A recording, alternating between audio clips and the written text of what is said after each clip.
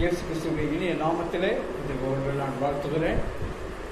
தேவனுடைய பரிதான கிருபையினாலே கிட்டத்தட்ட 2 மாதங்களுக்கு பின்பாக மீண்டுமாக நாம் சபையில கூடி நம்முடைய தேவனுடைய வார்த்தைகளை நாம் தியானிக்க, அவரை மகிமைப்படுத்த, அவருடைய வார்த்தைகளை கேட்க தேவன் பொருந்தும் கூட பாராட்டியிருக்கிற இரக்கங்களுக்காக, கிருபைகளுக்காய் நான் தேவனுக்கு கோடி நன்றிகளை, துதிகளை, ஸ்தோத்திரங்களை ஏறெடுக்கிறேன். அவருடைய கிருபை தொடர்ந்து பரிபூர்ணமாய் நம்முடைய தேசத்தில் இருந்து விரைவில் இந்த கொடிய நோயிலிருந்து பரிபூர்ணமான ஒரு விடுதலையை தேவன் கொடுக்க போகிறதுக்காக நாம் நன்றி சொல்லுவோம். நாம் தொடர்ந்து அதற்காக மன்றாடுவோம். கர்த்தர் இந்த பூமியில ஒரு பெரிய விடுதலை கொடுக்கணும். இதனால குறிப்பாக ஏழைகள், எளியவர்கள், பெண்கள், சிறு பிள்ளைகள், வயோதிகர்கள், சுகவீனர், பலவீனமானவர்கள், இவங்க தான் அதிகமாக பாதிக்கப்பட்டிருக்கிறார்கள். தேவன் தயவாய், கிருபையாய் மனம் இறங்கி விரைவில் நல்ல ஒரு சுகபலத்தை பரிபூர்ணமாக கட்டளையிடும்படியாக நாம் தேவனிடத்தில் மன்றாடுவோம். கர்த்தர் விரைவில் அதை செய்வார். எந்த காரணத்துக்காக கர்த்தர் இதை அனுமதித்திருக்கிறாரோ அந்த காரியம் கைகூடி வரும்படியாக, அவருடைய கிருபையில் சித்தம் இந்த பூமியில் நடக்கும்படியாக ஆண்டவர் அனுகிரகம் செய்வாராக. இந்த இக்கட்டுகளுக்கு ஒரு முற்றுப்புள்ளி வைத்து இதன் மூலமாய் தேவன் என்ன ஒரு சித்தத்தை நிறைவேற்ற விரும்புகிறாரோ அது இந்த பூமியிலே பரிபூர்ணமாய் நிறைவேறும்படியாக ஆண்டவரை நாங்கள் ஒப்புக்கொள்கிறோம்ப்பா. மௌத்தமான காரியங்களை செய்யுங்க. தேவரே இந்த வேலையை கூட எங்களுக்கு நீங்கள் ஆசீர்வதித்துக் கொடுங்க. நாங்கள் தியானிக்கிற வசனங்கள் ஆண்டவரே எங்களுக்கு எங்களுடைய வாழ்க்கையிலே ஆண்டவரை பிரயோஜனமாக இருக்கு. ஆண்டவரே நாங்களுடைய பைபிளில் உதவிக்கு நாங்கள் ஆயத்தமாக உதவி செய்ய வேண்டுமாய் சொல்லிக்கிறோம். நீங்கள் பேசுங்கப்பா, நான் கேட்கிறோம், உயர்த்துகிறோம், மகிழ்ப்படுங்க, ஆசீர்வதித்துக் கொடுங்க.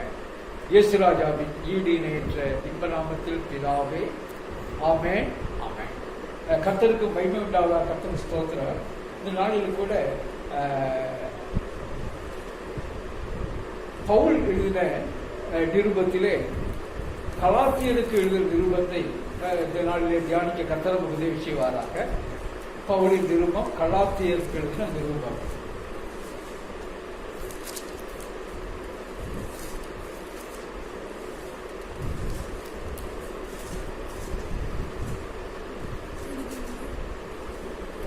எனக்கு அருமையானவர்களே,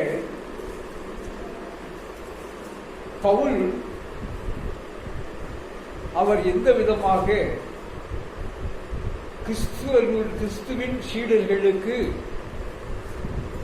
ஒரு சவாலாக அல்லது அவர்களை நிர்மூலமாக்கும்படியாக தன்னை ஒப்புக் கொடுத்து செயல்பட்டுக் கொண்டிருந்த நாட்களிலே கர்த்தர் சவுலை சந்தித்து சவுலை புறஜாதிக்கு சுவிசேஷத்தை கொண்டு போகக்கூடிய ஒரு அப்போஸ்தலனாக அங்கு தேவன் தெரிந்து கொள்கிறார். பவுல் விதமாக புறஜாதிகளுக்கு சுவிசேஷத்தை கொண்டு போனது மாத்திரம் அல்லாதபடிக்கு அவர்களை ஸ்திரப்படுத்தும்படியாக அநேக நிருபங்களை எழுதுகிறார். புதிய ஏற்பாட்டில் உள்ள 27 புத்தகங்களிலே குறைந்தது 13 புத்தகங்கள் அல்லது 13 நிருபங்கள் பவுலினாலே சபைகளுக்கு எழுதப்பட்டதாக அது இருக்கிறது.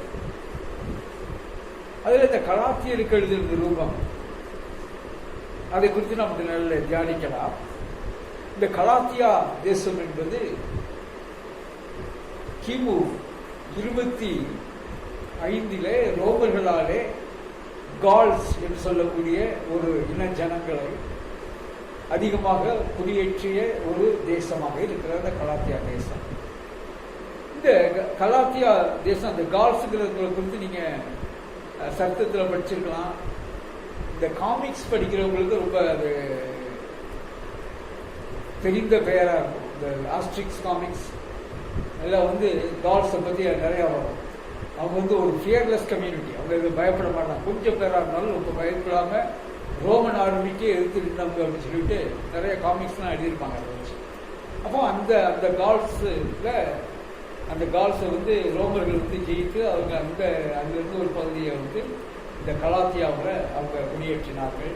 அது மாத்திரம் இல்லாமல் பிறரும் கூட அங்கே இருந்தாங்க அப்படின்னு சொல்லிட்டு சொல்லுவோம். இந்த கலாத்தியருடைய ஒரு தன்மை என்ன என்று சொன்னால், அவர்கள் மிகவும் எளிதாக உணர்ச்சி வசப்படக்கூடியவர். மிக வேகமாக ஒரு காரியத்தை கேட்டு அதை ஏற்றுக்கொள்வார்கள். எந்த அளவுக்கு வேகமாக ஏற்றுக்கொண்டார்களோ அந்த வேகமாக அதை வில்லவும் செஞ்சுருவாங்க. இன்னொரு காரியம் வரும்போது டக்குன்னு செய்வாங்க, அதையும் போய் செய்வாங்க, ஏற்றுக்கொள்வாங்க. இது போல ஒரு நிரந்தரம் இல்லாத ஒரு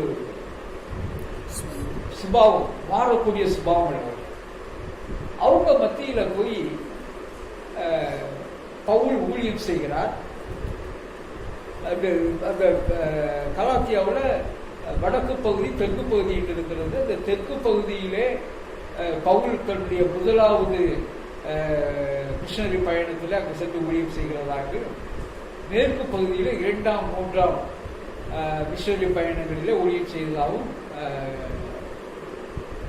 கருதப்படுகிறது. இப்போ பவுல் இவர்கள்ட்ட போய் ஊழியம் செய்யும்போது நம்ம அதில் அப்போஸ்தலர் நடவடிக்கைகளிலே நாம் அதை வாசிக்கிறோம். அங்கே அந்த தெளிவாக அந்த விஷயத்தை செய்வது, இவங்க போய் அங்கே போய் பிரசங்கம் பண்ணும்போது காலையில் அவங்கள்ட்ட அந்த எல்லா ஜனங்களும் கூடி வந்து இவங்களுக்கு கிட்டத்தட்ட தெய்வமா அவங்கள பாவிக்கிற அளவுக்கு செய்யறாங்க. அதே ஜனங்கள் சாயங்காலம் வந்து கண்டறிஞ்சு கொள்ள போறாங்க. இவ்விதமாக வேகமாக மாறுகிற ஒரு டெண்டன்சி உள்ள ஜனங்களாக செய்கிறாங்க அந்த கலாத்தியர் இருந்தார். இதுல என்ன பிரச்சனைன்னு சொன்னா, பவுல் அவர்களை கர்த்தருக்குள்ளாக நடத்தி அங்கு அந்த சபையை ஸ்தாபித்து விட்டு மற்ற இடங்களுக்கு, அதோடைய அவருடைய பழக்கம் ஸ்தாபித்து விட்டு மற்ற இடங்களுக்கு சென்று அவர் சபையை செய்வார், நிறுவுவார். இப்படி அவங்க போனதுக்கு அப்புறம் இந்த கலாத்தியாவில் இருந்த சபையில் எருசலேமில் இருந்து இந்த யூதர்கள் என்ன செய்கிறார்கள், இவர்களை வந்து கலங்கப்படுறாங்க. இந்த யூதர்கள் என்ன செய்யறாங்க, வந்து நீங்க வந்து கிறிஸ்துவுக்கு சீஷனாக ஆக வேண்டும் என்று சொன்னால் முதலாவது நீங்கள் என்ன செய்யணும், யூதராக ஆக வேண்டும். நீங்க யூதர்களாக ஆகி அதன் பிறகுதான் நீங்க கிறிஸ்துவுக்கு சீஷராக முடியும். அப்போ யூதர்களுடைய பழக்கத்தின்படி, பாரம்பரியத்தின்படி அல்லது அவர்களுடைய கர்த்தரோடு செய்து கொண்ட உடன்படிக்கையின்படி அவர்கள் யூதர்களாக ஆக வேண்டும் என்று சொன்னால் அவர்கள் செய்யணும், விருத்த சேதனம் செய்து நியாயப்பிரமாணத்தை ஏற்றுக்கொள்ள வேண்டும். பிறகு நீங்கள் செய்யலாம், இயேசுவை ஏற்றுக்கொள்ளலாம் என்று சொல்லிட்டு அவங்க என்ன செய்யறாங்க, வந்து ஒரு குழப்பத்தை உண்டாக்குறாங்க. இங்க வந்து ஒரு குழப்பத்தை உண்டாக்குறாங்க. நமக்கு தெரிந்தது போல இந்த கலாத்தியர் என்ன செய்வாங்க, யார் வந்து சொன்னாலும் ஒன்று டக்குன்னு நினைச்சாங்க மாறக்கூடியவங்களா, உடனே இவங்களுக்குள்ளே ஒரு குழப்பம் உண்டாச்சு. ஏன்னா இது ஒரு குரூப் என்ன செஞ்சுன்னா, ஓ சரி இப்படிலாம் ரைட் போல விருத்த சேதனம் பண்ண ஆரம்பிச்சுட்டாங்க. ஒரு குரூப் இல்லை தப்பு அப்படிங்கிறாங்க. இது மாதிரி ஒரு சில சூழ்நிலைகள் நடந்துட்டு. இப்போ இதை கேள்விப்பட்ட பவுல் என்ன செய்கிறார், உடனே உங்களுக்கு இதை சரி செய்வதற்காக ஒரு நிருபத்தை எழுதுகிறார். மற்ற பவுலுடைய நிருபத்திற்கும் இந்த பவுலுடைய நிருபத்திற்கும் நிறைய வித்தியாசம் இருக்கும். மற்ற நிருபங்களை பார்த்து சொன்னா அதுல ஒரு முறைப்படியாக அவங்கள ஒரு வாழ்த்துதல் சொல்றது, இது மாதிரிலாம் எழுதிட்டு வருவாங்க. இங்க பாத்தீங்கன்னா அது மாதிரிலாம் எதுவும் இருக்காது. டைரக்டா இப்போ இது எதற்கு எக்ஸாம்பிளா இருந்துச்சுன்னா, ஒரு இடத்துல தீப்பிடி சேர்க்குதுன்னு சொன்னா ஃபயர் சர்வீஸ் வந்தாங்கன்னு நினைச்சுவாங்க, உடனே டக்குன்னு நினைச்சுவாங்க அதை ஃபயர் அந்த தீயை அணைக்கிறதுக்கு தான் நினைச்சுவாங்க வேலை செய்யறாங்களே தவிர மற்றபடி கீழே பேசிட்டு இருக்க மாட்டாங்க. அதே போலதான் இது வந்து தி சிச்சுவேஷன் இஸ் வெரி டிமாண்டிங். அப்போ அவங்க உடனே அதை வந்து செய்யணும், சரி பண்ணணும் அப்படிங்கிற ஒரு இதில் இந்த நிருபத்தில் செய்யறாங்க. பவுல் எடுத்துக்கிறார். ரொம்ப ஒரு மிக ஒரு முக்கியமான ஒரு நிருபம், மிக ஒரு முக்கியமான நிருபம். இந்த நிருபங்கள்ல ஆண்டவராக இயேசு கிறிஸ்துவினாலே வருகிற கிருபையினால கிடைக்கிற விசுவாசத்தினாலே கிடைக்கிற அந்த ரட்சிப்பு எவ்வளவு மேன்மையானது, அது எப்படி முக்கியத்துவமானது என்பதை ஒரு 3 நிருபங்கள் ரொம்ப அழகா சொல்லியிருக்காரு. ஒண்ணு ரோமருக்கு எழுதுகிற நிருபங்கள் சொல்றாரு, எபிரேயருக்கு எழுதுகிற நிருபங்கள் சொல்றாரு. அதே போல எப்படி அந்த கிருபையினால் ரட்சிக்கப்படுகிற காரியம் இந்த கலாத்தியருக்கு எழுதுகிற நிருபத்தில் செய்றாரு பவுல் அங்க எழுதுகிறார். மிக தெளிவாக அதை பிரித்து சொல்லுகிறார். அப்ப இந்த வசனங்களை வாசிக்கும் போது நமக்கு தெரியும், விடுதலையாகிறது, விடுவிக்கப்படுகிறது என்கிறதை குறித்து இந்த இதில் முக்கியப்படுத்தி பேசுகிறார். இப்போ இந்த விடுதலை ஆகிறது என்றால் என்ன, எப்படி விடுவிக்கப்படுகிறது, அந்த விடுவிக்கப்பட்டு எந்த நிலைக்கு போக போகிறோம் என்பதை மிக அழகாக இந்த நிறுவனத்தில் செய்கிறாரு, பவுல் எழுதுகிறார்.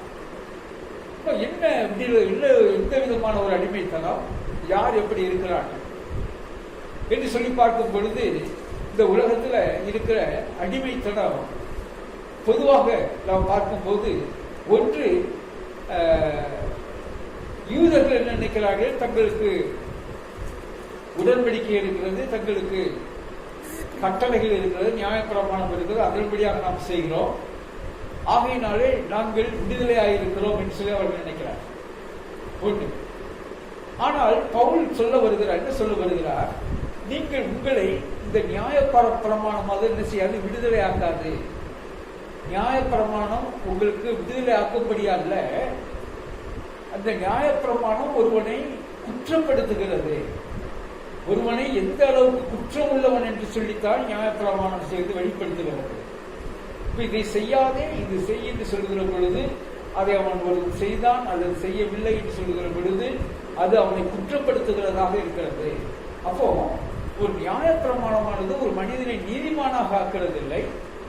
இந்த நியாயப்பிரமாணம் முழுவதும் செய்யத்தக்கதான ஒரு மனிதனும் இந்த பூமியில இல்லை. ஆகையினாலே நியாயப்பிரமாணத்தின்படி யாருமே என்ன செய்யறதில்லை, நீதிமான ஆகிறது இல்லை. எல்லோருமே செய்யற பாவத்துக்குள்ளாக தான் இருக்கிறோம், தண்டனைக்கு பாக்கியவான்களாக இருக்கிறோம். அப்ப இது என்னது, ஒரு வித அடிமைத்தனம். இது ஒரு அடிமைத்தனம். இது என்ன செய்யல, இது உங்களை விடுதலை ஆக்கவில்லை. ஒண்ணு. சரி, இந்த ஒரு சைடு யூதர்கள் அவர்களுக்கு என்ன செய்யல, உடன்படிக்கை கொடுக்கப்பட்டிருக்கிறது, நியாயப்பிரமாணம் கொடுக்கப்பட்டிருக்கிறது. இன்னொரு பக்கம் பார்த்தோம்னா, உடன்படிக்கையே இல்லாத புறஜாதியார், யூதர்கள் அல்லாதவர்கள், அவங்களுக்குள்ள என்ன இருக்கு அப்படின்னு சொல்லி பார்த்தோம்னா, அவர்கள் கட்டளைகளே இல்லாதபடிக்கு, உடன்படிக்கை இல்லாதபடிக்கு அவர்கள் பாவத்துக்கு அடிமையா இருக்கிறார். இவங்க இதுல இருக்காங்க, பாவத்துக்கு அடிமையா இருக்க. ஏன் அப்படின்னு சொன்னா, அவங்களுக்கு என்ன இல்லை, ஒரு நியாயப்பிரமாணம் இல்லை, கட்டளை இல்லை.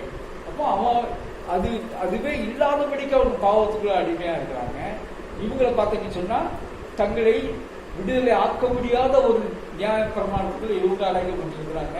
அவங்க தங்களை என்றென்றைக்கும் பரிசுத்தவானாக மாற்ற முடியாதபடிக்கு தங்களை ஒரு பாவத்தின் வாழ்க்கையில அடைந்து கிடக்கிறாங்க. இப்ப இந்த ரெண்டு விதமான ஜனங்கள், இந்த ரெண்டு விதமான ஜனங்களும் எப்படி ஆண்டவராகிய இயேசு கிறிஸ்துவுடைய கிருபையினாலும் இரக்கத்தினாலும் அவர் பற்றுள்ள விசுவாசத்தினாலும் விடுவிக்கப்பட்டு ஒரு விடுதலை அடைகிறார்கள் என்கிறத பவுல் இந்த நிறுவனத்தில் அழகா இருக்கிறார். இந்த அழகா அதை கொண்டு வர்றாங்க. எப்படி இந்த ரெண்டு பேருமே விடுதலை இல்லாத ஒரு நிலையில இருக்கிறாங்க.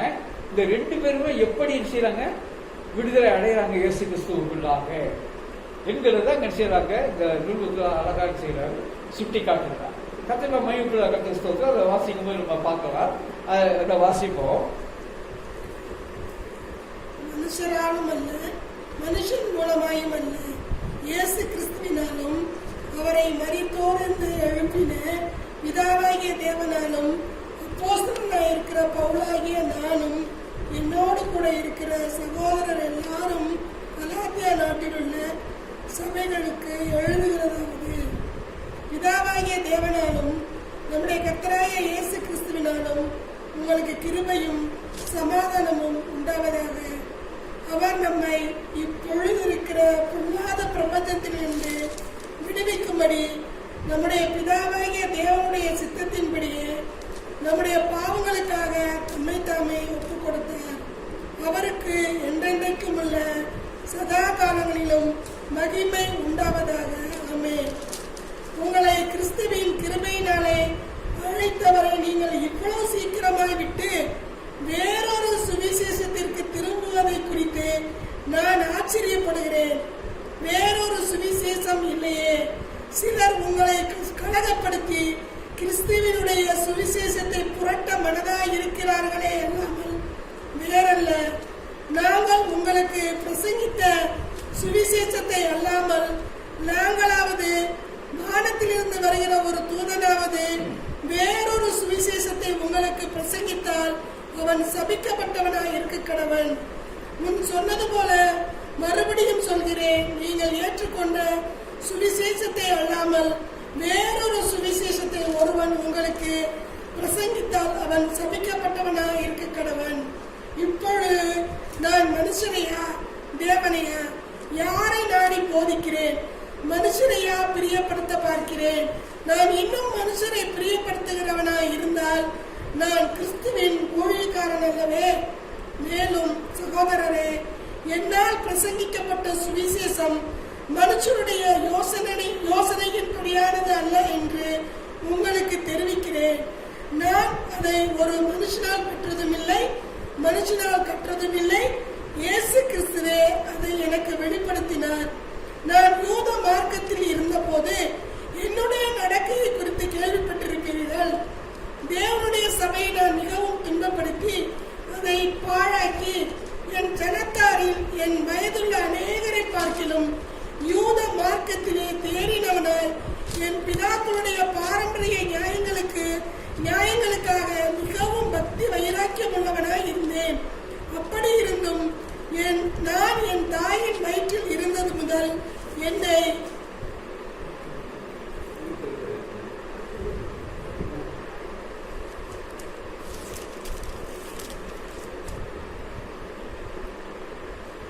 என்னை பிரித்தெடுத்த தம்முடைய கிருபையினாலே அழைத்த தேவன் தம்முடைய குமாரனை நான் புறஜாதிகளிடத்தில் சுவிசேஷமாய் அறிவிக்கும் பொருட்டாக அவரை எனக்குள் வெளிப்படுத்த பிரியமாய் இருந்த போது உடனே நான் மாம்சத்தோடும் இரத்தத்தோடும் யோசனை பண்ணாமலும் எனக்கு முன்னே அப்போஸ்தலனாய் இருக்கிறவரிடத்திலே எருசலேமுக்கு போகாமலும் அரபி தேசத்திற்கு புறப்பட்டு போய் மறுபடியும் தமஸ்கு ஊருக்கு திரும்பி வந்தேன்.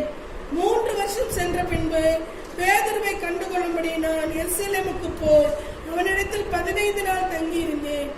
கர்த்தருடைய சகோதரனாய யாக்கோபை தவிர அப்போஸ்தலரில் வேறு ஒருவரையும் நான் காணவில்லை. நான் உங்களுக்கு எழுதுகிற இவைகள் பொய்யல்லவென்று தேவனுக்கு முன்பாக நிச்சயமாய் சொல்கிறேன். பின்பு சீரியா சிலிசியா நாடுகளின் புறங்களில் வந்தேன். மேலும் யூதேயா தேசத்திலே கிறிஸ்துவுக்குள்ளான சபைகளுக்கு முகமறியாதவனாய் இருந்தேன். முன்னே நம்மை துன்பப்படுத்தினவனே தான் அழிக்க தேடின விசுவாசத்தை இப்பொழுது பிரசங்கிக்கிறான் என்பதை மாத்திரம் அவர்கள் கேள்விப்பட்டிருந்து என்னை பற்றி தேவனை மகிமைப்படுத்தினார்கள். ஆமென். கர்த்தருக்கு மகிமை உண்டாவதாக. நான் முதலில் சொன்னது போல இங்கு எப்படி பவுல் இயேசுவின் சீஷர்களே, அதாவது இயேசுவின் சீஷர்கள் அவர்கள் பின்பற்றின அந்த விசுவாசத்தை அழிப்பதற்காக அவன் எப்படியாக பிரயாசப்பட்டான் அப்படிங்கிறத, நான் அப்படி இருந்தவன் இன்று நான் எப்படி மாறி இருக்கிறேன் என்று சொல்கிறார். இப்போ மிக தெளிவாக நம்ம இந்த ஒரு காரியத்தை பார்க்கிறோம்.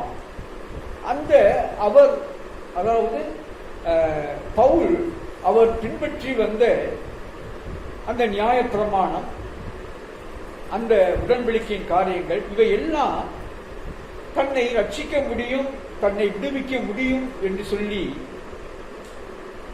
அவன் முதலில் நம்பி இருந்தான்.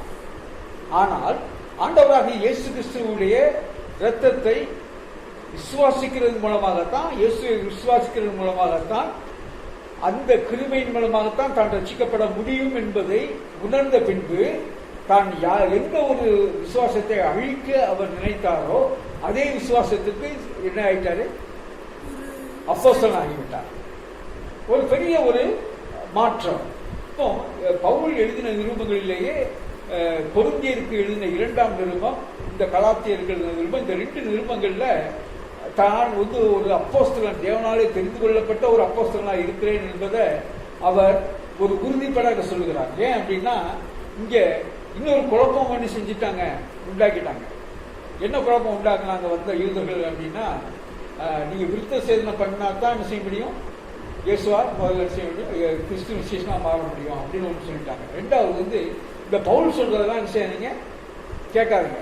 அவர்லாம் ஒன்றும் அப்போஸ்தலரே கிடையாது, அவர் யாரும் இல்லை, அப்போஸ்தலரே கிடையாது அப்படின்னு சொல்லிட்டு என்ன செஞ்சாங்க, வந்து குழப்பிட்டாங்க. அதனால இப்போ பவுல் என்ன செய்யறாரு, கொரிந்தியருக்கு 2ஆம் நிருபத்திலையும் இந்த நிருபத்திலையும் தான் எப்படி ஒரு அப்போஸ்தலனாக தேவனாலே அழைக்கப்பட்டு, தேர்ந்தெடுக்கப்பட்டு, பிரித்தெடுக்கப்பட்டு, தேவனாலே தான் போதிக்கப்பட்டிருக்கிறேன், கிறிஸ்துவாலே போதிக்கப்பட்டிருக்கிறேன் என்கிறத இவங்க தெளிவாக என்ன செய்கிறார், இந்த நிருபங்கள் என்ன செய்கிறார், அவர் சொல்லுகிறார். எப்படி நான் என்ன செய்தேன், ரட்சிக்கப்பட்டு நான் எப்படி செய்தேன், அவரை பின்பற்றி நேராக நான் எருசலேமுக்கு செல்லாமல் எங்கெல்லாம் போனேங்கிறத குறித்து அவருடைய தான் செய்த ஊழியத்தை குறித்து செய்ய அதிகமாக எழுதியிருக்கிறார். அப்போ அது ஒரு புறம் இருக்க, இப்போ இங்கே தெளிவாக நம்ம ஒரு சில காரியத்தை நம்ம இந்த இதில் பார்க்க முடிகிறோம். என்ன பார்க்கிறோம், இந்த பவுல் எப்படியாக இந்த விசுவாசத்தினாலே மாத்திரம் அந்த நீதி கிடைக்கிறது என்பதை அவர் இங்க சொல்ல முற்படுகிறதை நம்ம பார்க்கிறோம். சகோதரரே, பின்னால் பிரசங்கிக்கப்பட்ட சுவிசேஷம் சகோதரர், என்னால் பிரசங்கிக்கப்பட்ட சுவிசேஷம் மனுஷனுடைய யோசனையின்படியானது அல்ல என்று உங்களுக்கு.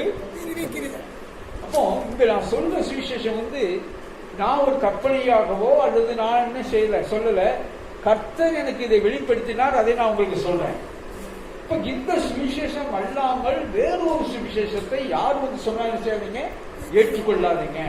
அப்ப இந்த சுவிசேஷம் என்ன, கர்த்தராகிய இயேசு வேத வாக்கியங்கள் எழுதியிருக்கிறபடி அவர் மனுஷ ரூபமா இந்த பூமியில வேத வாக்கியங்களின்படி அவர் நம்முடைய மனிதனுடைய பாவங்களுக்காக சிலுவையிலே அறையப்பட்டு மரித்து, வேத வாக்கியங்களின்படி அவர் அடக்கம் பண்ணப்பட்டு 3ஆம் நாளிலே உயிர்த்தெழுந்திருக்கிறார்.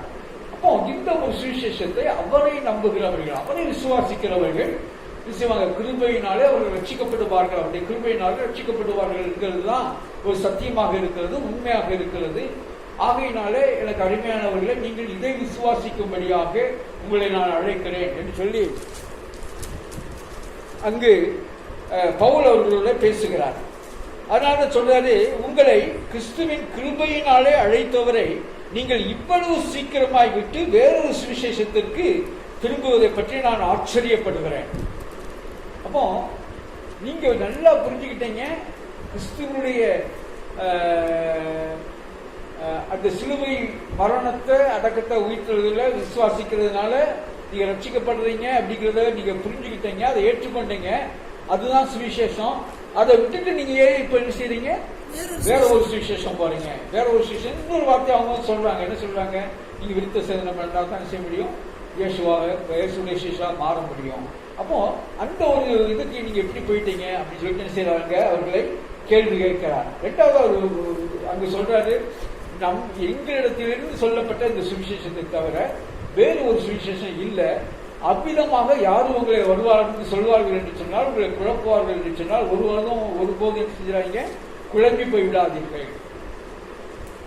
ரொம்ப இம்பார்ட்டன்ட். அப்போ அதை தெளிவாக என்ன செய்கிறார், அங்கு பவுல் அவர்களுக்கு என்ன செய்கிறார், சொல்லுகிறார். அதைத்தான் இந்த இதுல இந்த முதலாவது இதுல நம்ம வாசிக்கிறோம். ஒண்ணு தான் அப்போஸ்தலர் தான் என்பதை அவர் தன்னுடைய ஊழியத்தை எப்படி அவர் நிறைவேற்றினார்கள் நிரூபிச்சு அதை எழுதுகிறாரு.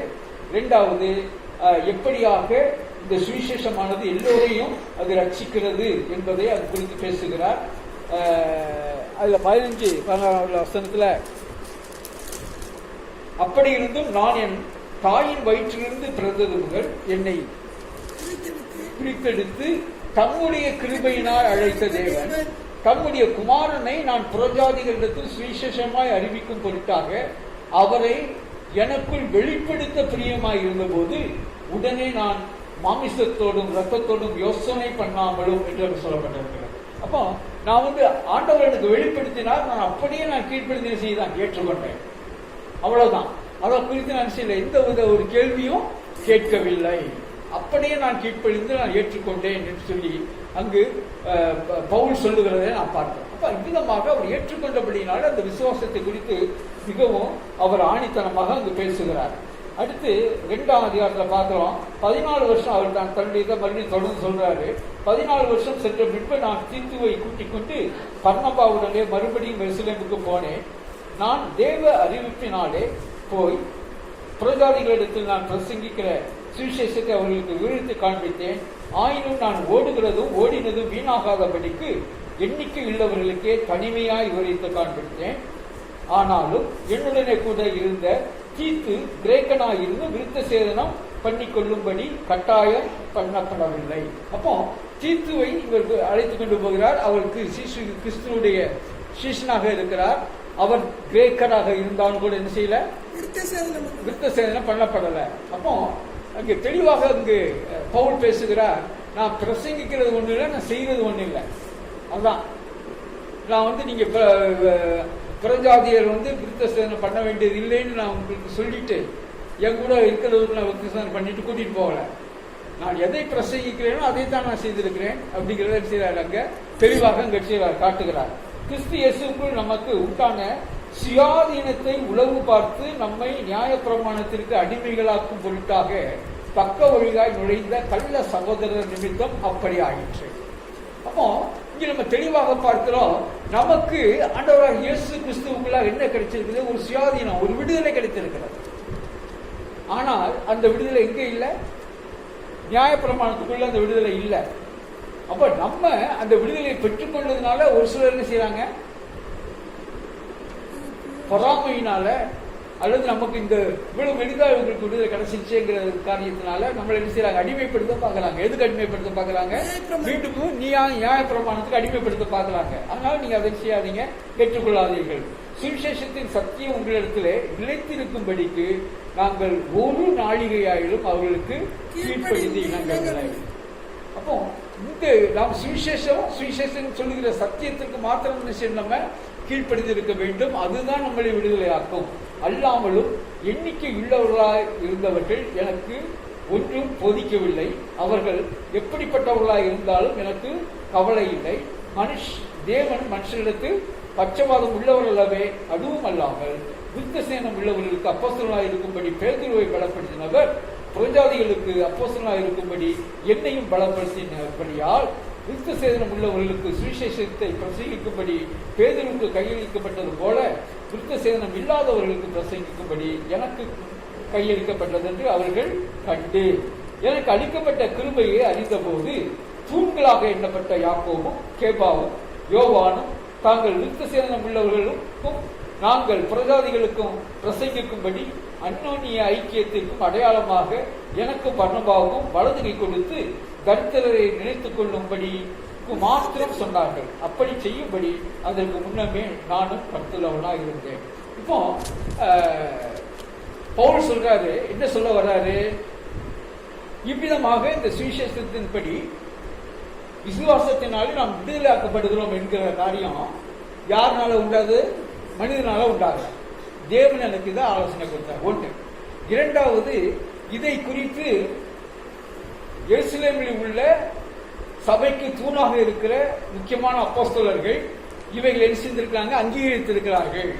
அது ரொம்ப முக்கியம். அப்போ ஏனென்று சொன்னால் அந்த காலங்களில் ஒரு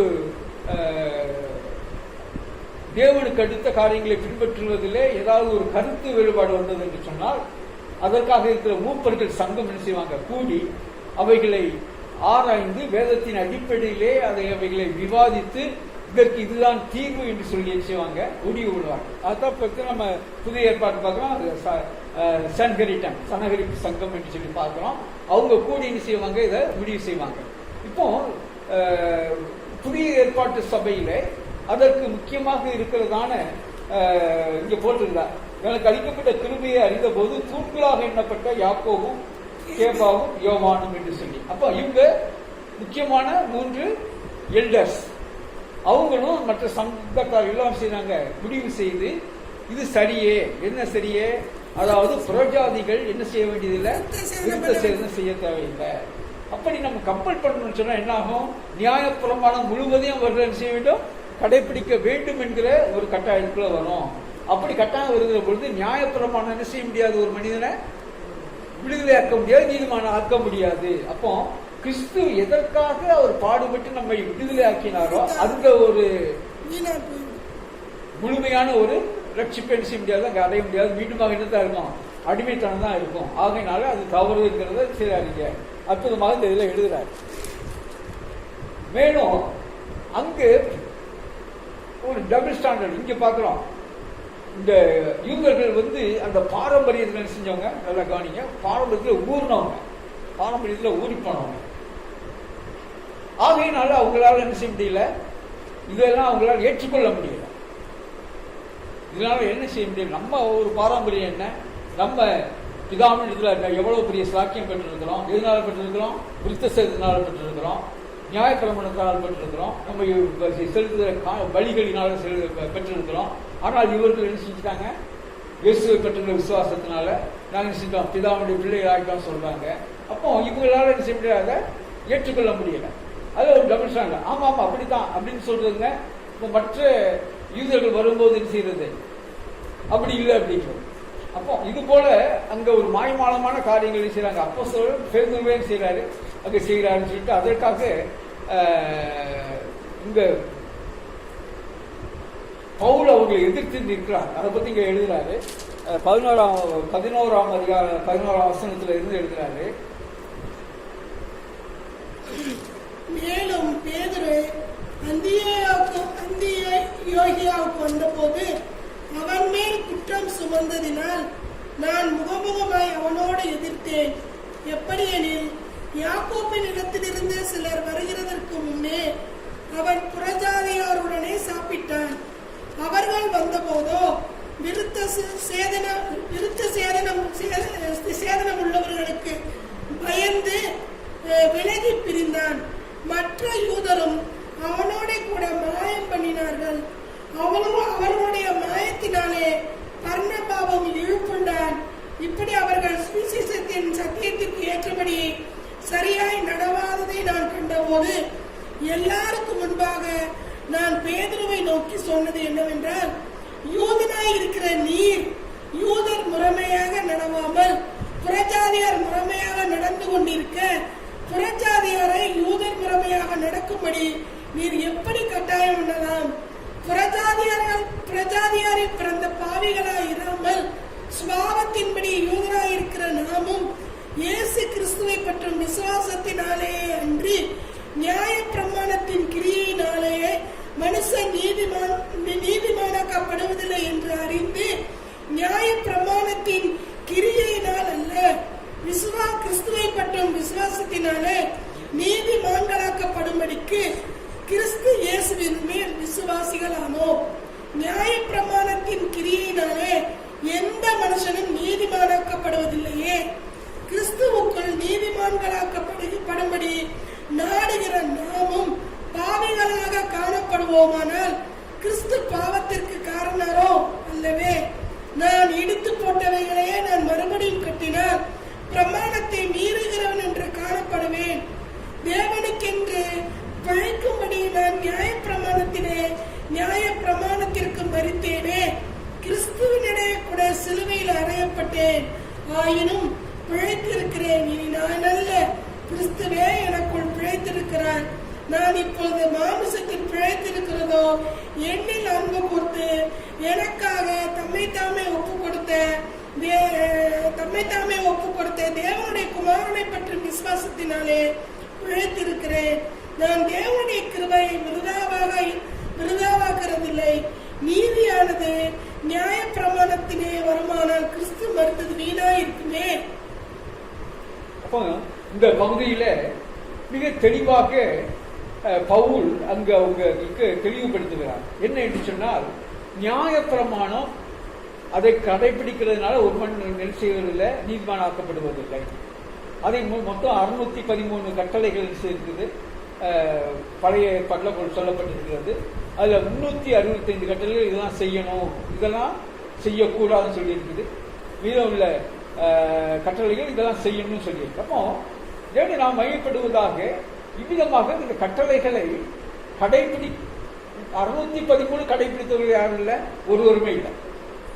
அப்போ அதுல ஒண்ணு நம்ம கடைபிடிக்காவிட்டாலும் நம்ம யாருதான்? பாவம் செய்தவர்கள் இல்லையா? மீறினவர்கள் தான். அப்போ நமக்கு தண்டனைக்கு உள்ளானவர்கள் தான். அப்போ ஆகையினால நியாய பிரமாணத்தின்படி யாருமே என்ன செய்ய முடியாது, ரட்சிக்கப்பட முடியாது, நீதிமானாக்கப்பட முடியாது. ஆகையினால்தான் ஆண்டவராக இயேசு ஒரு கிருபையின் பிரமாணத்தை உண்டாக்குகிறார். நியாய பிரமாணம் இப்ப கிருபையின் பிரமாணம். இந்த கிருபையின் பிரமாணம் என்ன செய்கிறது என்று சொல்லி பார்த்தால், அந்த மனிதனுடைய என்ன ஒரு குறைவு அங்கு காணப்படுகிறதோ அதை அவர் கிருபையாக மன்னிக்கிறது நிமித்தமாக அதை பூரணப்படுத்துகிறார். அதை செய்கிறார், அந்த பூரணப்படுத்துகிறார். அப்போ அந்த கிருபையின் பிரமாணம் தான் அவருடைய இரக்கம் தான் நம்மளை என்ன செய்து ஒரு நீதிமானாக மாற்றுகிறார். நம்ம நீதிமான் இல்ல, அவர் இரக்கத்தினால நம்ம செஞ்சுட்டாரு. சரிப்பா, நீ தப்பு செய்யறப்போ இப்போ ரோட்ல போறோம், ஏதோ ஒரு ஹெல்மெட்டே பொருள் வச்சுங்க, போலீஸ் பிடிக்குது. பிடிச்ச உடனே சார் சார் பார்த்து சார் சார் இறங்க சார் அப்படின்னு சொல்லலாம். இல்ல சரிப்பா போ, இல்லை நீ நீதிபதி போ, நீ வந்து நிரபராதி போ அப்படிங்கிற. நம்ம நிரபராதிங்கிறதுனால இங்க அவர் சொன்னதுனால அவருடைய இறக்கத்தினால செஞ்சுட்டான், தப்பிச்சு போயிட்டான். அதே போல ஆண்டவராகிய இயேசு அவருடைய இரத்தத்தை பற்றுகிற விசுவாசத்தினாலே நம்மை நீதிமான்களாக ஆக்குகிறார். அவர் நம்ம நீதிமான்களை ஆக்குகிறார். ஏன்னா நம்ம ஒருபோதும் இந்த நியாய பிரமாணத்தின் கிரியைகளினாலே அதை செய்து முடிப்பதனால நீதிமான் ஆகவே முடியாது. ஆகையினால தான் அங்கு பவுல் பேசுகிறார், அந்த நியாய பிரமாணத்தின் கிரியையினால ஒருவன் நீதிமானாக ஆகவே முடியாது. ஆகையினால்தான் நம்ம இந்த கிருபையின் பிரமாணத்தை நாம் பற்றி கொண்டு இருக்கிறோம். இந்த கிருபையின் பிரமாணம் தான் நம்ம என்ன செய்து நீதிமானாக மாற்றுகிறது. இயேசுவினுடைய அப்ப கிறிஸ்துவுக்குள் நீதிமானாக்கப்படும்படி நாடுகிற நாமும் என்று சொல்லப்பட்டிருக்கிறது. அப்போ நாம் கிறிஸ்துவுக்குள் அவன் நீதிமான்கள் ஆக்கப்படுவோம். எப்படி? நாம் அவருடைய ரத்தத்தின் மேல, அவருடைய சிலுவை மரணத்தின் மேல, அவருடைய உயிர்த்தெழுதலின் மேல நாம் செய்கிறோம் வைக்கிற விசுவாசத்தினால. அந்த விசுவாசத்தை குறித்து தான் செய்யறாருங்க பேசுகிறார். புறஜாதியர்கள் பிறந்த பாவிகளாய் இராமல் சுவாபத்தின்படி யூதராய் இருக்கிற நாமும் இயேசு கிறிஸ்துவை பற்றும் விசுவாசத்தினாலே அன்றி 15ஆம் வசனம், நியாயப்பிரமாணத்தின் கிரியையினாலே மனுஷன் நீதிமானாக்கப்படுவதில்லை என்று அறிந்து, நியாயப்பிரமாணத்தின் கிரியைகளினால் அல்ல, கிறிஸ்துவை பற்றி விசுவாசத்தினாலே நீதிமான்களாக்கப்படும்படிக்கு கிறிஸ்து இயேசுவின் மேல் விசுவாசிகளானோம். அப்போ நியாயப்பிரமாணத்தின் கிரியையினாலே எந்த மனுஷனும் நீதிமானாக்கப்படுவது இல்லையே. அப்போ நியாயப்பிரமாணத்தின் கிரியை ஒரு மனிதனை செய்ய முடியாது, நீதிமான் ஆக்க முடியாது. ஆகையினாலே நாம் நீதிமான் ஆகும்படியாக ஆண்டவராகிய இயேசு கிறிஸ்துவை பற்றுகிற விசுவாசத்தினாலே நாம் என்ன செய்யறோம், நீதிமான்கள் ஆக்கப்படுகிறோம். அப்போ இந்த ஆர்குமெண்ட்ல அவர் என்ன சொல்லிட்டு வர்றாரு, ஒருவன் யூதனாக இருந்து அந்த முறைமைகளை கைப்பிடித்து அப்படி இருக்கிறபடினால அவனை செய்ய முடியாது, நீதிமான் ஆக முடியாது, அந்த கிரியை ஒருத்தர் செய்ய முடியாது. ஆகையினால ஒரு யூதனுக்கு யாருதான் ரட்சிப்பை கொடுக்க முடியும்? இயேசு கிறிஸ்துடைய ரத்தம் தான், அவர் சின்ன ரத்தம் தான், அவருடைய கிருபை தான், அவருடைய இரக்கம் தான் ஒரு செய்ய முடியும், அவனை ரட்சிக்க முடியும் என்கிறதா என்ன செய்யறாரு, ஃபர்ஸ்ட் கிறிஸ்தான பண்றாரு. முதல்ல சொன்னேன், எப்படி 2 தரத்தார்கள் இருக்கிறாங்க, ஒன்னு நியாயப்பிரமாணம் உள்ளவர்கள், இன்னொன்று நியாயப்பிரமாணம் இல்லாதவர்கள். 2 பேராக இருந்தாலும் சரி, யாராக இருந்தாலும் சரி, இயேசு கிறிஸ்துவனுடைய ரத்தத்தினால அவர் மேல வைக்கிற விசுவாசத்தினால தான் செய்ய முடியும், நீதிமானாக முடியும் என்பதை இங்க மிக அழகாக செய்யறாங்க, சொல்லிக்கொண்டே வருகிறார். கர்த்தருக்கு மகிமை உண்டாத, கர்த்தருக்கு ஸ்தோத்திரம். அடுத்து 3வது வசனத்துல 3வது அதிகாரத்துல பார்க்கிறோம், புத்தி இல்லாத கலாத்தியரை, நீங்கள் சத்தியத்திற்கு கீழ்ப்படியாமல் போகத்தக்கதாக உங்களை மயக்கினவன் யார்? இயேசு கிறிஸ்து சிலுவை பெற்றவராக உங்கள் கண்களுக்கு முன் பிரத்யட்சமாய் உங்களுக்குள்ளே வெளிப்படுத்தப்பட்டிருந்தாரே. ஒன்றை மாத்திரம் உங்களிடத்தில் அறிய விரும்புகிறேன், நியாயப்பிரமாணத்தின் கிரியையினாலேயா விசுவாச கேள்வியினாலேயா எதினாலே ஆவியை பெற்றீர்கள்?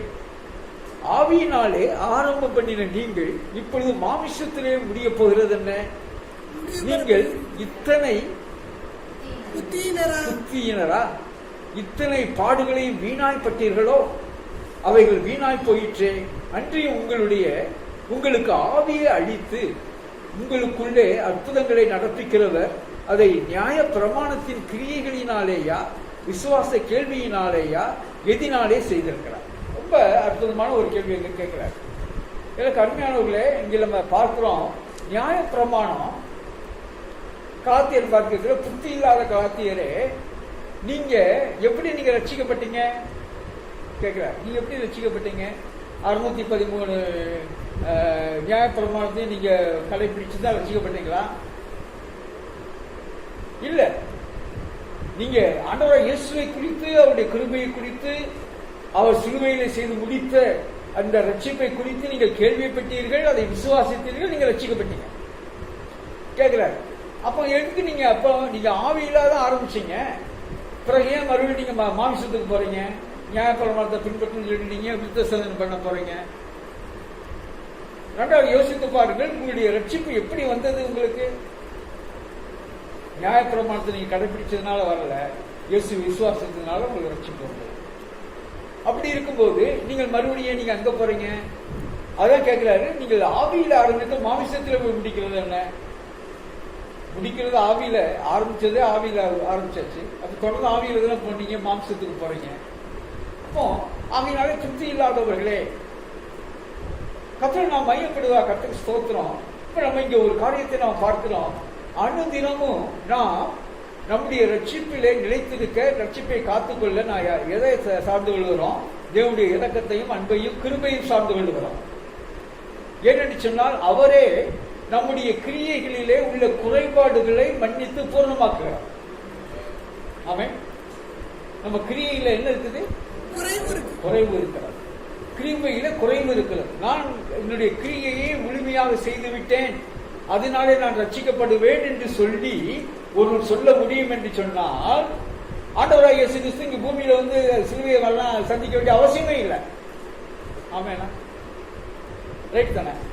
அப்போ ஒருவனால அந்த நியாயப்பிரமாணத்தின் மூலமாக நீதியை சுதந்திரிக்க முடியும் என்று சொன்னால், ஆண்டவராகிய இயேசு இந்த பூமியில வந்து என்ன செய்ய வேண்டியதில்லை, மறிக்க வேண்டிய அவசியம்.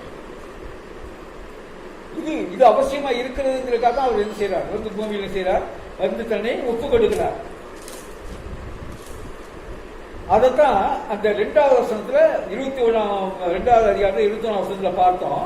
நான் தேவனுடைய கிருபையை விருதாக்கிறதில்லை, நீதியானது நியாய பிரமாணத்திலே வருமானால் கிறிஸ்து மரித்தது வீணாயிருக்குமே. அப்போ நீதியானது நியாய பிரமாணத்தில் வரும் சொன்னா, அப்ப ஆண்டவர் இயேசு சேர்ந்ததில்லை, சிலுவையில மரணம் சந்திக்க வேண்டிய அவசியமே கிடையாது. ஆகையினாலே அவருடைய சிலுவையிலே அவர் மரணத்தை சந்தித்தார் என்று சொன்னால், அவர் மரித்து அடக்கம் என்று உயிர்த்தெழுந்தார் என்று சொன்னால், எதற்காக? நம்முடைய பாவங்கள் அக்கிரமங்கள் மீது தண்டனை அவர் ஏற்றுக்கொண்டு நம்மை பூர்ணப்படுத்துவதற்காக. தன்னுடைய ஜீவனை எதற்காக கொடுத்தார் சொன்னால், நாம் ஜீவன் பெறுவதற்காக. நம்முடைய தண்டனையை அவர் ஏன் ஏற்றுக்கொண்டார் என்று சொன்னால், அந்த தண்டனையிலிருந்து நாம் விலகும்படியாக. இப்படி இருக்கும் போது அவர் அதை முடித்து இருக்கிறாரே, நீங்கள் எப்படி நீங்க மறுபடியும் நீங்க செய்றீங்க?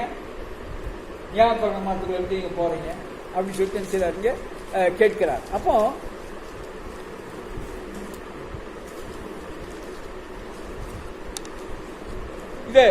இதை சொல்லிக் கொண்டு வரும்போது அடுத்த ஒரு காரியத்தை பேசுகிறார். இவங்களுக்கு திருஷ்டாந்தத்தை காட்டுறார்.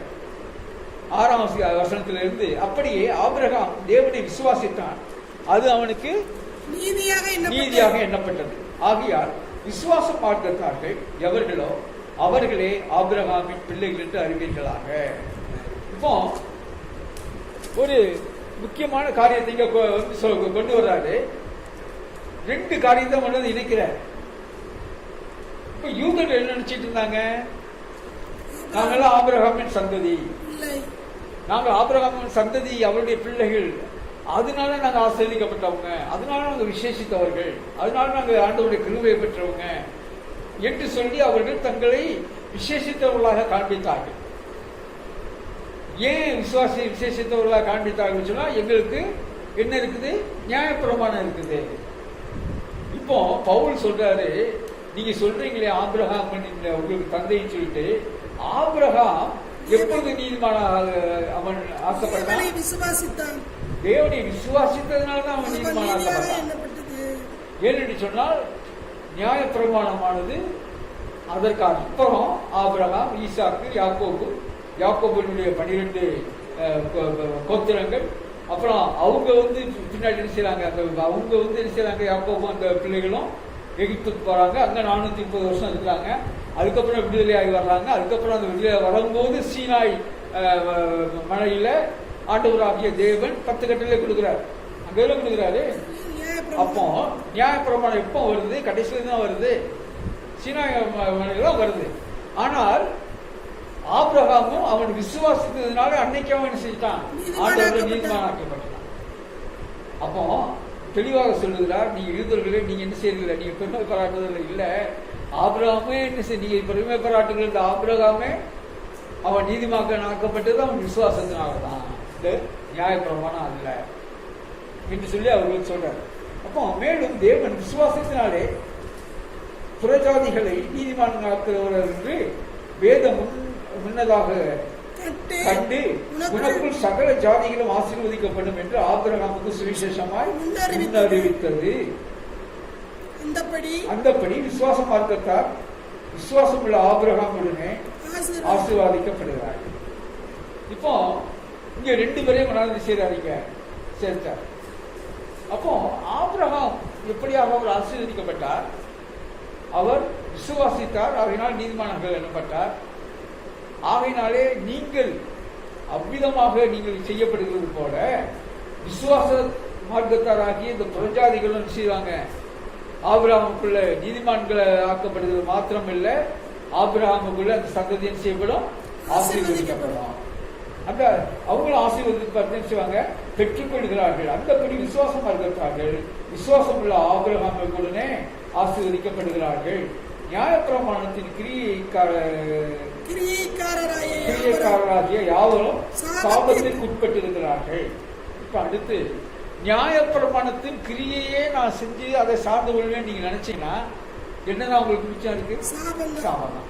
ஏன் 613 என்ன செய்யல, கடைபிடிக்கிறது யாருமே கிடையாது. அப்போ உங்களோட சாபம் தான்.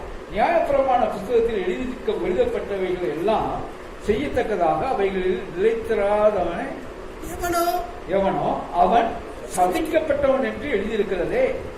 நியாயப்பிரமாணத்தினாலே ஒருவனும் தேவனிடத்தில் நீதிமானாக்கப்படுகிறது என்பது வெளியரங்கமாய் இருக்கிறது. ஏனெனில் விசுவாசத்தினாலே நீதிமான் பிழைப்பான் என்று எழுதியிருக்கிறது. தெளிவாக பேசுகிறார். இப்ப நியாயப்பிரமாணத்தினால ஒருவனும் நீதிமான் ஆகப்படுவதில்லை அப்படின்னா என்ன நினைச்சு எழுதியிருக்கோம்? வேதம் நியாயப்பிரமாணத்தினால நீதிமான் ஆகிறான்னு எழுதியிருக்கோம். ஆனா என்ன எழுதியிருக்கு? விசுவாசத்தினால நீதிமான் ஆகிறான்னு எழுதியிருக்கு. அப்போ ஆபிரகாம் விசுவாசத்தினால்தான் நீதிமானாக்கப்பட்டான். அதே போல புறஜாதியார் என்ன செய்யறாங்க? இயேசுவை பற்றிய விசுவாசத்தினால நீதிமானாக்கப்படுறாங்க. அதனால நீங்க அவங்க சொல்றத குழப்பத்தை கேட்டு நீங்க அதுல செய்யறாங்க, போயிடாதீங்க. அதான் சொல்ல வர்றது என்ன, இவர் இந்த சத்தியம் எது நம்ம சத்தியமோ அதுல நம்ம நிலைத்திருக்கும்படியாக செய்யறாங்கள உறுதியாக அவங்க சொல்றாரு. நியாயப்பிரமாணமோ விசுவாசத்திற்கு உரியது அல்ல, அவைகளை செய்கிற மனுஷனே அவைகளால் பிழைப்பான். அது ஏன் ரொம்ப தெளிவாக சொல்லப்பட்டிருக்குது. நியாயப்பிரமாணம் செய்யணும், நியாயப்பிரமாணம் தான் செய்யணும், அதை நிறைவேற்ற வேண்டும். அது விசுவாசத்திற்கு உரியது அல்ல, அது என்ன செய்யப்பட வேண்டியது? நிறைவேற்றப்பட வேண்டியது, செய்யப்பட வேண்டியது. அப்போ நியாயப்பிரமாணம் விசுவாசத்திற்குரியது அல்ல, அவைகளை செய்கிற மனுஷனே அவைகளால் பிழைப்பான். மரத்திலே தூக்கப்பட்ட எவனும் சபிக்கப்பட்டவன் என்று எழுதியிருக்கிறபடி கிறிஸ்து நமக்காக சாபமாகி நியாயப்பிரமாணத்தின் சாபத்திற்கு நம்மை நீங்களாக்கி மீட்டுக் கொண்டார். அப்போ இந்த நியாயப்பிரமாணத்தின் சாபம் எதை நமக்கு விட்டுட்டாரு? நியாயப்பிரமாணத்தினால வருகிற சாபத்தை. இப்ப நியாயப்பிரமாணத்தினால என்ன சாபம் வருது? ஃபாலோ பண்ண துணை கொடுக்கறதுனாலதான் சாபம் வருது. அதை நிறைவுபடுத்த முடியல, அதை நம்ம முழுமையாக செய்ய முடியல. அப்ப நமக்கு என்ன செய்யுது? கண்டிப்பா சாபம் தான் வருது. ஆனா ஆண்டவராக இயேசு அந்த சாபத்தை என்ன செஞ்சிட்டாரு? சிலுவையிலே அவர் அந்த சாபத்தை எடுத்து விட்டார். அவர் ஏன் நமக்காக சாபம் ஆனார்? அந்த சாபம் நம்மை பிடிக்காதபடி. ஒரு கேடகம் மாதிரி வச்சுங்களேன், அங்கிருந்து ஒரு அம்பு வருது, என்ன நம்ம கையில் ஒரு கேடகம் வச்சுருந்தோம்னு செய்யும், என்ன செய்யும்? அம்பு அதில் விட்டு விழுந்துரும். ஒரு கல் இருந்தாங்க, ஒரு கேடகம் வச்சு போலீஸ்லாம் வச்சிருப்பாங்க, ஒரு கேடகம் வச்சிருப்பாங்க, கல் அது கட்டு. இப்போ அந்த தாக்கம் எங்கேது வராதபடிக்கு ஒரு கேடகம் விசுவாசம் வேணும். புரியுதுங்களா? அப்போ அந்த நமக்கு அந்த எப்படி நம்ம நீதிமான ஆக்குகிறார்? அவர் கேடகமா இருக்கு, சாபம் தான் போகல. நியாயப்பிரமாணத்தை செய்யாதனால சாபம் போகல. அந்த சாபம் நம்மை தாக்காதபடிக்கு செஞ்சாரு. அவர் கேடகமாயிட்டார், அவர் அதை ஏற்றுக்கொண்டார். அப்ப அதான் இங்க இந்த வருஷம் சொல்லுது, கிறிஸ்து நமக்காக சாபமாகி நியாயப்பிரமாணத்தின் சாபத்திற்கு நம்மை நீங்களாக்கி மீட்டுக்கொண்டார். நியாயப்பிரமாணத்தின் அதனாலதான் சொல்றோம், ஆண்டவராக இயேசு கிறிஸ்து இல்லாமல் ஒருவனும் பரலோகம் போக முடியாது. ஏன்? எல்லோரும் சாபத்துக்கு உட்பட்டவர்களா இருக்கிறோம். அந்த சாபத்திலிருந்து நீங்கும் போதுதான் நம்ம பரலோகத்துக்குரியவர்களாக மாறும். அப்போ நம்ம ஏன் விசுவாசத்தினால ஆண்டவராக இயேசு கிறிஸ்து நம்முடைய சாபங்களை எல்லாம் அவர் ஏற்றுக்கொண்டார், பாவங்களை எல்லாம் அவர் ஏற்றுக்கொண்டார். ஆகையினால அந்த விசுவாசத்தினால தான் நம்ம என்ன செய்ய முடியும், நீதிமானாக முடியும். அந்த விசுவாசத்தால் நான் நீதிமான ஆக முடியும். ஆகையினாலதான் நம்ம சொல்றோம், ஆண்டவராக இயேசு கிறிஸ்து இல்லாம ரட்சிப்பு இல்லை, ஒரு பரலோகம் போக முடியாது. ஏன் முடியாது? அவரே நம்முடைய சாபங்களை ஏற்றுக்கொண்டார், அவரே நம்முடைய பாவத்தின் தண்டனையை ஏற்றுக்கொண்டார், வேற யாரும் ஏற்றுக்கொள்ளல. ஆகையினால அவருக்கு தான் என்ன இருக்குது, அதிகாரம் இருக்குது. அவருக்கு தான் அதிகாரம், என்னுடைய பாவத்தை மன்னிக்கிறதுக்கு அவருக்கு தான் அதிகாரம், மற்ற யாருக்குமே இல்லை. அவர் செய்தார், மீட்டு ரட்சித்துக் கொண்டார். மீட்டு ரட்சித்துக் கொண்டார். அந்த மீட்டுங்கிறது ரொம்ப முக்கியம். இப்போ நகையை கடலை வச்சிருக்கிறோம், போய் மீட்டுனா எப்படி விஷயம், பணத்தை கட்டி விஷயம் மீட்டு கொண்டு வருவோம் இல்ல. அப்ப மீட்டு என்று சொல்லுகிற பொழுது ரிடம்ஷன், ரிடம்ஷன் சொல்லும் போது ஒரு கிரயத்தை செலுத்த வேண்டும். அப்போ என்னை அவர் மீட்டு கொண்டார் என்று சொன்னால் என்னுடைய பாவ அக்கிரமத்திற்கான ஒரு கிரயத்தை அவர் செலுத்தினதுனால என்ன செஞ்சுட்டாரு, என்னை மீட்டு ரட்சித்தார். மீட்பு எப்படி வந்ததுன்னு சொன்னா, நல்ல கேள்வி. இப்போ இயேசு பிறக்கிறதுக்கு முன்னாடி உள்ளவங்க எப்படி அவங்க ரட்சிக்கப்பட்டாங்க, பழைய ஏற்பாட்டில் தான் எப்படி ரட்சிக்கப்பட்டாங்க, நல்ல ஒரு கேள்வி. ஏன்னு சொன்னா, வேதம் சொல்லுகிறது உலக தோற்றத்துக்கு முன்பாக அடிக்கப்பட்ட ஆட்டுக்குட்டியான. இப்போ இயேசு கிறிஸ்து உலக தோற்றத்துக்கு முன்பாக அடிக்கப்பட்டார் ஒன்று. இரண்டாவது பழைய ஏற்பாட்டில் என்ன சொல்லி இருக்குது, ரத்தம் சிந்துதல் இல்லாமல் பாவ மன்னிப்பு இல்லை. அப்போ ஆண்டவர் ஒரு நியதியை கொடுக்கிறாரு. என்ன நீதி சொல்றாரு அப்படின்னா, நீங்க உங்களுடைய பாவங்களுக்காக அதற்கு அந்த பாவ மன்னிப்பு உண்டாகும்படியாக நீங்க செய்யணும், ரத்தம் சிந்த வேண்டும், பலி செலுத்த வேண்டும். அவ்விதமாக பலி செலுத்தப்படும் பொழுது அந்த பலியினாலே நான் செய்வேன், உங்களுடைய பாவங்களை மன்னிப்பேன். இப்படியாக செலுத்தப்பட்ட ஒவ்வொரு பலியும் யாரைத்தான் குறிக்குது, இயேசுவை குறிக்குது. பழைய ஏற்பாட்டு பரிசுத்தவான்கள் எல்லோருமே பலி செலுத்தினார்கள். இந்த பலி நல்ல கவனிங்க, அவர் செலுத்தின பலி அவர்களை பரிசுத்தப்படுத்துகிறார். ஆண்டவர் சொன்னாரு, நீ பலி செலுத்து, உன் பாவங்களை மன்னிப்பேன் அப்படின்னாரு. அந்த பலி செலுத்துன்னு சொன்னதுக்கு கீழ்ப்படிக்கு போய் பலி செலுத்தினாங்கல்ல, அந்த கீழ்ப்படிதல் தான் அவர்களை பரிசுத்தப்படுத்துறாங்க. புரியுதுங்களா? அப்ப பலி செலுத்தினது அல்ல, அவர் சொன்ன வார்த்தைக்கு கீழ்ப்படிந்தார்களே, அதுதான் அவர்களை பரிசுத்தப்படுத்தும். ஒன்று. இரண்டாவது இப்போ இப்போ நடைமுறையில் உள்ள எடுத்துக்கோங்க, கவர்மெண்ட்ல இருந்து எல்லாருக்கும் ஒரு பேனா மிக்சி ஏதோ ஒன்று கொடுக்குறாங்க. அப்படிங்கும்போது முதல்ல எடுத்துதான் கொடுக்கறது கிடையாது. என்ன செய்வாங்க, ஆளுக்கு ஒரு டோக்கன், எல்லாரும் வெரிஃபை பண்ணிட்டு ஒரு டோக்கன் கொடுக்குறாங்க. ஒருத்தர் டோக்கன் வாங்கியாச்சுன்னா அவனுக்கு என்ன இருக்கும், ஃபேன் நிச்சயம், கம்ப்யூட்டர் நிச்சயம், ஏதோ ஒன்று. அப்போ டோக்கன் வாங்கியாச்சுன்னா நிம்மதியாக போயிடும். அப்போ அதுவே சிம்பாலிக்கா ஹியஸ் ஆல்ரெடி ஹியஸ் காட், அப்படிதானே சிம்பாலிக்கா அவனுக்கு வந்துருச்சு, பொருள் வந்துருச்சு. பொருள் டிஸ்ட்ரிபியூட் பண்ண அன்னைக்கு என்ன செய்வாங்க, ஆக்சுவல் பொருள் அன்னைக்கு தான் வரும். அந்த பொருள் ஆக்சுவலாக வந்த உடனே என்ன செய்வாங்க, இந்த டோக்கன் கொடுத்துட்டு பொருள் வாங்க. அதுபோல அவர்கள் செலுத்தின அந்த ரத்தப்படி ஒரு டோக்கன். ஆக்சுவல் பொருள் எப்போ வருது, ஆண்டவராக இயேசு கிறிஸ்து பலியாடுவாங்க. அப்போ அவர்கள் அதை டோக்கனாக பெற்றுக்கொண்டதுனால ஆண்டவராக இயேசு கிறிஸ்துவினுடைய ரத்தத்தினால மீட்கப்படுகிறார்கள். அப்போ உலக தோற்றம் முதல்ல கொண்டு யாரெல்லாம் தேவனுக்கு கிறிஸ்துவுக்கு கீழ்ப்படித்தார்களோ அவர்கள் எல்லோருமே ஆண்டவராக இயேசு கிறிஸ்துவுடைய ரத்தத்தினால் தான் மீட்கப்படுகிறார்கள். ஆமென். இப்ப புரியுதா, டிஃபரன்ஸ் புரியுதா? அப்போ அவர்கள் எல்லாருமே ஆண்டவர் இயேசுடைய ரத்தத்தினால மீட்கப்படுறாங்க. அதனாலதான் வேதம் சொல்லுது, உலக தோற்றத்துக்கு முன்பிருந்து அடிக்கப்பட்ட ஆண்டவருடையான இயேசு. அப்போ ஒவ்வொருவரும் அந்த இயேசுவினாலே தான் என்ன செய்றாங்க, அவங்க ரட்சிக்கப்படுகிறார்கள். அப்ப இங்க நம்ம வாசிக்கிறோம், கிறிஸ்து நமக்காக சாபமாகி நியாயப்பிரமாணத்தின் சாபத்திற்கு நம்மை நீங்களாக்கி மீட்டுக் கொண்டார். ஆபிரகாமுக்கு உண்டான ஆசீர்வாதம் கிறிஸ்து இயேசுவினால் புறஜாதிகளுக்கு வரும்படியாகவும்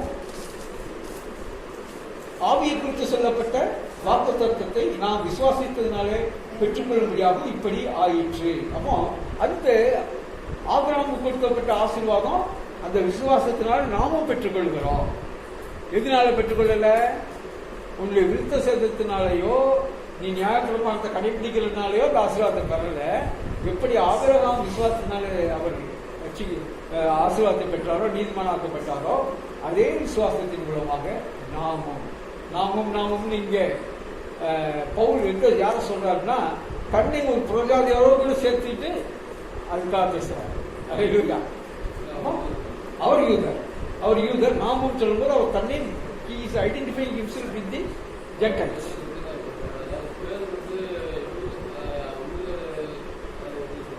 ஆமா, யூதர்களுக்கு அப்போஸ்தலரா இருக்கிறது போல என்னை ஆண்டவர் புறஜாதிக்கு அப்போஸ்தலரா வச்சிருக்காரு அப்படின்ட்டார்.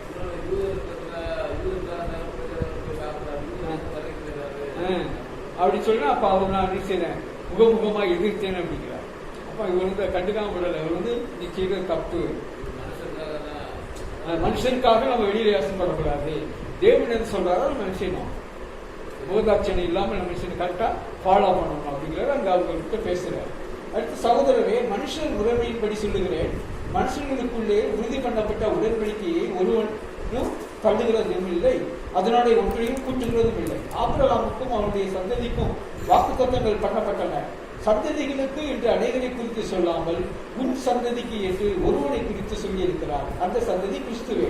ஆதலால் நான் சொல்லுகிறது என்னவெனில், கிறிஸ்துவை முன்னிட்டு தேவனால் முன் உறுதி பண்ணப்பட்ட உடன்படிக்கையை 430 வருஷத்துக்கு பின்பு உண்டான நியாயப்பிரமாணமானது தள்ளி வாக்குத்தத்தத்தை வேத்தனமாக்க மாட்டார். அன்றையும் சுதந்திரமானது நியாயப்பிரமாணத்தினாலே உண்டானால் அது வாக்குத்தத்தத்தினாலே உண்டாகிறார். தேவன் அதை ஆபிரகாமுக்கு வாக்குத்தத்தத்தினாலே அருளி செய்தாரே. அப்போ இங்க பார்க்கிறோம், முதலே நான் சொன்னேன், ஆபிரகாமுக்கு வாக்குத்தத்தம் கொடுக்கிறார். எப்படி? நான் காட்டுற இடத்துல நீ போ, அங்க உன்னை பெரிய ஜாதியாக்குவேன், வானத்து நட்சத்திரங்களை போல உன்னுடைய சந்தேகங்களை பண்ணுவேன், இந்த பூமியில் வம்சங்களை உனக்குள்ள ஆசீர்வதிக்கப்பட்டிருக்கும். அப்ப இவருக்கு அந்த ஆசீர்வாதத்தை எப்ப சொன்னாரு? நியாயப்பிரமாணத்தை வச்சு சொல்லல, ஆபிரகாமுடைய விசுவாசத்தை வைத்து சொன்னார். அப்படிதானே? அப்ப அந்த விசுவாசத்தினாலதான் அவன் இந்த வாக்கு தத்துவத்தை பெற்றுக்கொண்டான்.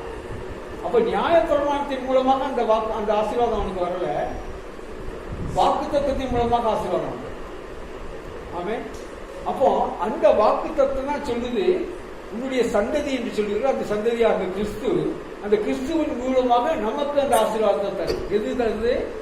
நியாயப்பிரமாணம் அல்ல, வாக்கு தத்துவம். அப்போ வாக்கு தத்துவம் உண்டாயிருக்கிறது. அவர் ஆண்டவர் ப்ராமிஸ் பண்ணாரு, நான் இதை செய்வேன் அப்படின்னு. அதனால நமக்கு செய்வாங்க. எதனால செய்யல? நியாயப்பிரமாணத்தினால செய்யல. அப்போ அந்த அவர் சொன்ன அந்த வாக்கினாலே, வாக்கு தத்துவத்தினாலே அந்த ஆசீர்வாதத்தை செய்கிறார்கள், தந்திருக்கிறார். நியாயப்பிரமாணத்தினால தரல. தெளிவாக அங்கு பேசுகிறார்.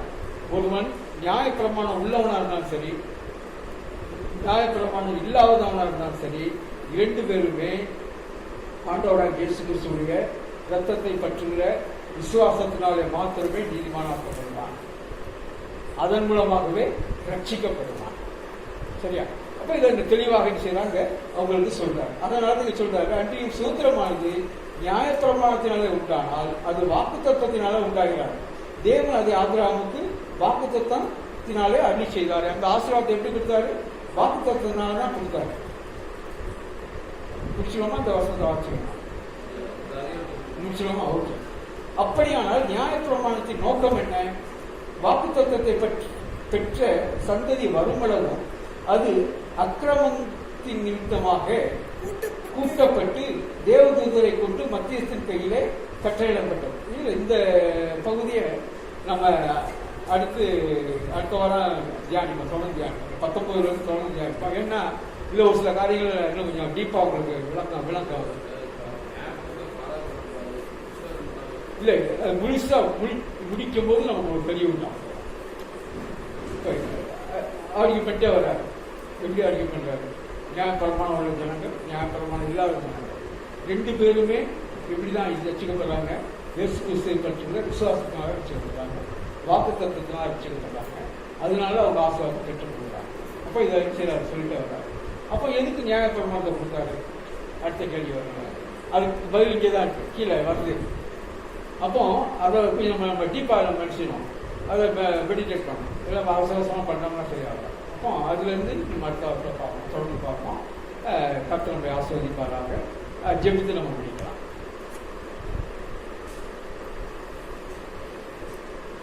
ஜெபிப்போம். பரிசுத்தமுள்ள தகப்பனே, நாங்கள் நன்றியோடு துதிக்கிறோம். உடைய கிருபையில பாதங்களை பணிந்து கொள்கிற ஆண்டவரே, பேசின வார்த்தைகளுக்காக நன்றி செலுத்துகிறோம். நன்றியோடு துதிக்கிறோம். அப்பா, எங்களுடைய ஆசீர்வாதம் ஆண்டவரே வாக்குத்தத்தத்தின் மூலமாய் வருகிறதா இருக்கிறது. ஆண்டவரே, அந்த வாக்குத்தத்தம் ஆண்டவராக இயேசு கிறிஸ்துவுக்கு உள்ளாக ஆமென்றும் ஆமென் என்றும் இருக்கிறது. ஆண்டவரே அப்பா, ஆண்டவரை நீங்களே இந்த பூமியில அந்த மனித ரூபம் எடுத்து வந்து ஆண்டவரை எங்களுடைய பாவங்கள், அக்கிரமங்கள், நீங்களுக்கான தண்டனைகளை, சாபங்கள் எல்லாவற்றையும் நீங்க சுமந்தீங்க. ஆண்டவரை அப்பா ஸ்தோத்திரம். எங்களுக்காக நீங்க சிலுவையில மரித்து அடக்கம் பண்ணப்பட்டு முடித்திருந்தீங்க. ஆண்டவரை எங்களுக்கு ஜீவனுள்ளவராக இருக்கிறீங்க. உங்களை பற்றுள்ள விசுவாசத்தினால நீங்க எங்களை நீதிமான்கள் ஆக்குறீங்க. ஆண்டவரை நன்றியோடு துதிக்கிறோம், ஸ்தோத்திரிக்கிறோம். ஆகையினால நீங்க அந்த கலாத்தியரை பார்த்து கேட்குறீங்க, புத்தி இல்லாத கலாத்தியரை நீங்கள் என்ன ஆவியில் ஆரம்பித்த நீங்கள் ஏன் நீங்க மாம்சத்துல முடிக்க போகிறீர்கள் என்று சொல்லி நீங்க அவங்களை பார்த்து கேட்குறீங்க. ஆண்டவரை தகப்பனே, இந்த ஆவிக்குரிய காரியங்களை நாங்கள் இன்னுமாக ஆழமாக புரிந்து கொள்ள அத்தியாவசியம் உதவி செய்ய வேண்டும் சொல்லிக்கிறோம், ஒப்புக்கொள்கிறோம். இயேசு ராஜாவின் வீடு இணையற்ற நாமத்தில் பிதாவே, ஆமென் ஆமென். ஆத்துமாவே கர்த்தரை ஸ்தோத்திரி, என் உள்ளமே கர்த்தருடைய பரிசுத்த நாமத்தை ஸ்தோத்திரி. என் ஆத்துமாவே கர்த்தரை ஸ்தோத்திரி, கர்த்தர் செய்த சகல உபகாரங்களையும் மறவாதே. ஆமென்.